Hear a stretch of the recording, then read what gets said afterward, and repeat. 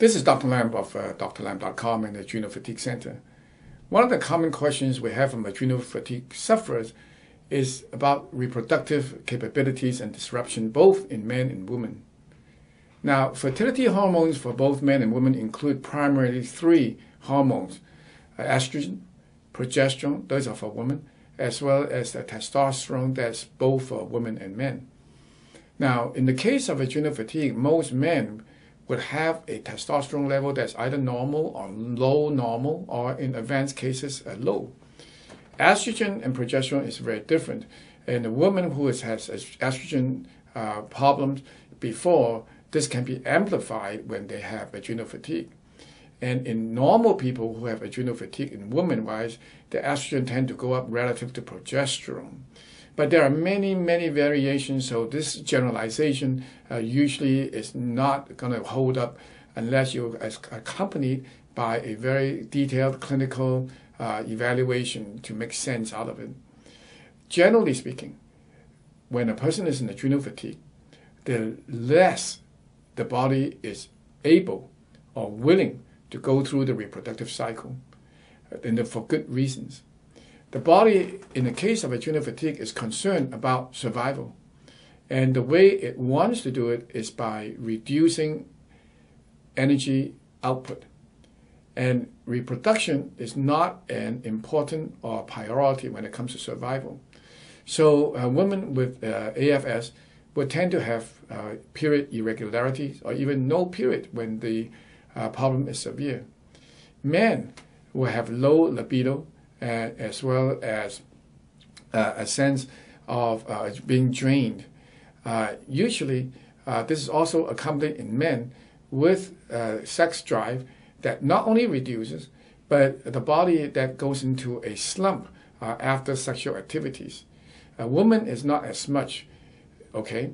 In men, therefore, the ability of libido to regain itself is often a sign of adrenal recovery.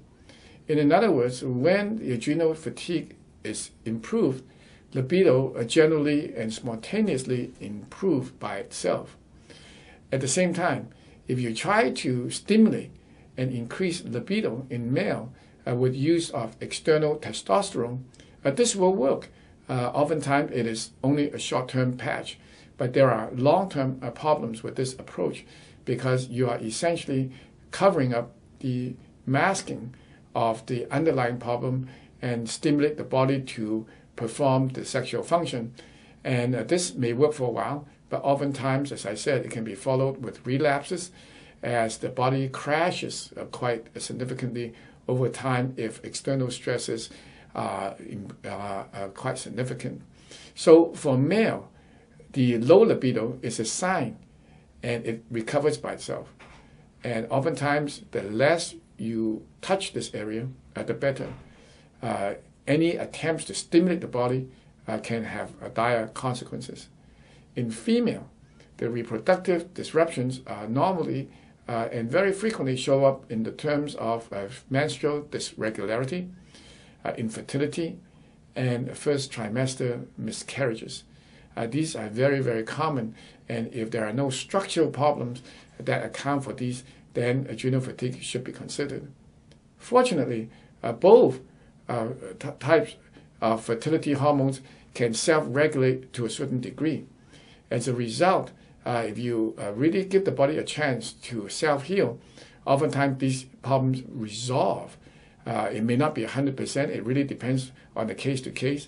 Oftentimes, the natural compounds can be helpful to assist the process, but you don't want to just replace and just what we call overwhelm the body with all kinds of hormones, even though they may be natural, because it can cause a lot of shutdown and dysregulated feedback loops, which can not only mask the underlying symptoms, but create another set of problems.